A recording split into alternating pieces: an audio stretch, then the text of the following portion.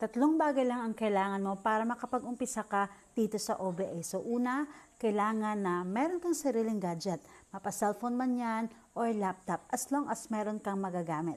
Pangalawa, kailangan mo lang ng stable na internet connection kasi nga lahat ng gagawin natin dito is purely online. So pangatlo naman, kailangan mo lang ng sarili mong user ID na magagamit mo dito kasi nga yun yung magsisilbing license to operate mo dito sa online. At doon mo din mamonitor lahat ng mga transactions at doon mo makikita ang income mo.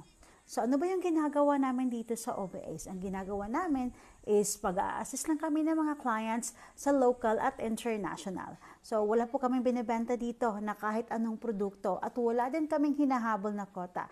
Kasi nga, hindi naman ito online selling or kaya dropshipping. So kung ngayon, isa kang OFW, empleyado, estudyante, or kahit na ano man yung pinagkakabalahan mo ngayon at kung meron kang at least 2 to 4 hours per day na pwede mo ibigay dito, pwede mo itong gawin. So kung interested ka, kung paano ba itong gawin, mag-heart react ka lang sa video na to, mag-share ka din sa video, and mag-comment ka kung saan yung location mo ngayon para ma-prioritize kita. See you in my inbox!